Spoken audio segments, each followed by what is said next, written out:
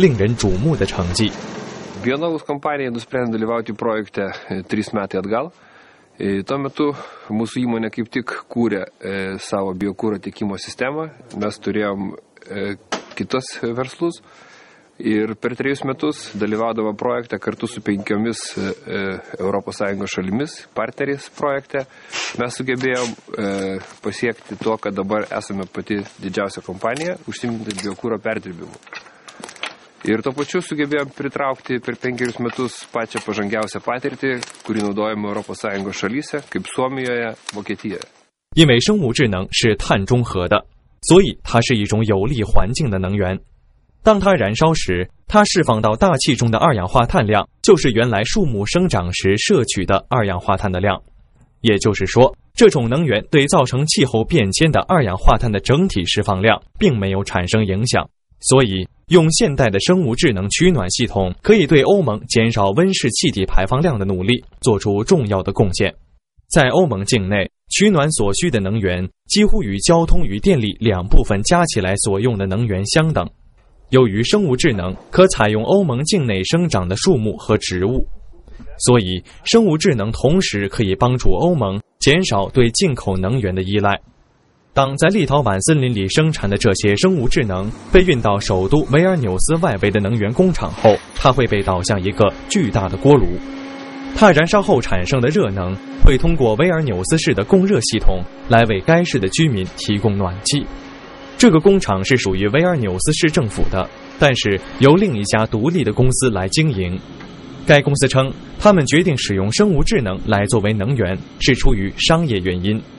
Kada yra kalbama apie strategijas ir taktikas, visada pirmoji eilė yra aplinkosauga, visuotinis klimato atšilimas, žalioji energetika. Tačiau, kada yra priimami sprendimai investuoti lemiamą reikšmę, vis dėlto sudaro kapitalo grąža. Ir mūsų sprendimas sąlygotas būtent palankių ekonominių sąlygų, už tai, kad mums finansiškai yra naudinga deginti biokūrą。目前，这个工厂的4个锅炉里只有1个使用生物智能。但是负责人表示，大幅增加这一再生能源的燃烧量是很有潜力的。而那些通过城市供热系统享用暖气与热水的居民表示，使用生物智能的好处非常多。Aš norėčiau visoms savivaldybėms tikriausiai pasakyti, kad kuo didesnė bus dalis švaraus ekologinio kuro, to, manau, visiems bus geriau.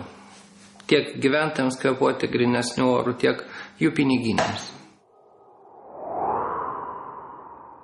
生物智能不仅可以用来给整个城市或地区供暖，它还可以在每个房子里独立使用。像这种能源舱是一种新的事物，相信更多的人会用生物智能来供暖。它包括一个生物智能锅炉和储存燃料的地方。它通常使用木屑，就像这里使用的这种，或者是像这样特制的小木粒。能源舱是完全可以移动的，也可以放在房子的旁边，只需将它连在房子的供暖系统上，避免了对房屋的改造所需要的昂贵费用。简·保罗·加隆在法国中部经营一家小公司，专营以木材为原料的供暖系统。他刚开始销售这种能源舱，他觉得他们是有前途的产品。Si la famille a 2 ou 3 enfants et qu'elle est déjà un petit peu juste au point de vue habitat, elle peut se dire, plutôt que de consacrer un certain volume du sous-sol, par exemple, au stock, au silo, aux plaquettes, on va le mettre à l'extérieur.Tant qu'à faire, si on met le silo à l'extérieur, autant mettre la chaudière avec. Bon, et à ce moment-là, on va gagner une surface supplémentaire. 鼓励更多的人把家庭供暖系统转成生物智能系统，比如使用能源舱，是欧洲智能能源资助要开发的另一个项目，叫做生物住宅。基米·本尼卡在法国北部城市卡昂利一家叫做诺曼底生物智能公司里工作。他是这一项目在法国的协调人。Aujourd'hui en France, le bois est plutôt une énergie qui a une image vieillissante, alors que les particuliers sont pas forcément au courant de toutes les nouvelles technologies qui sont mises en place et qui se développent sur notre territoire. Aujourd'hui, avec l'augmentation du prix du pétrole, l'avantage se voit assez facilement, puisqu'on est à près de $100 le baril. 生物智能同时也给欧洲农业经济提供了发展和多样化的机会。在距离斯洛文尼亚首都卢布尔雅纳20公里处的一个小山上，斯坦利·考泽尔经营一个私人工厂。在本国政府与欧盟的经济援助下，他购买了这一高科技的设备，把地上的那些低品质的木头转变成值钱的生物智能。Zaradi tega, ker to je edina prihodnost za kmeta, samo živinoreje je to premalo in so se odločila še kot dopolnilna dejavnost na kmetiji. Pred leti je žena izgubila službo in pač so oba na kmetiji in pač se bo s tem ukvarjala zdaj naprej. Ne?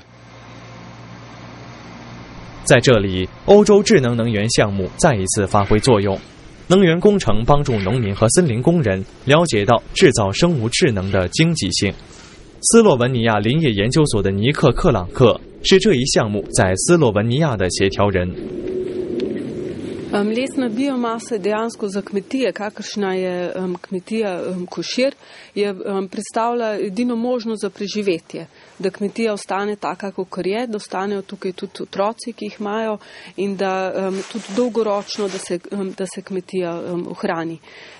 V takih primerih lahko biomasa predstavlja več kot polovico dohodka, novega dohodka in to je v bistvu za prihodnost ključno.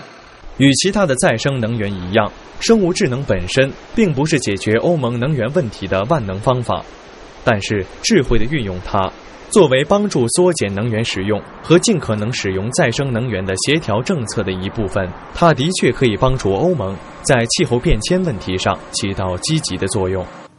各位观众，今天的欧洲纵横节目到这里就结束了，感谢您的收看，我们下次节目时间再见。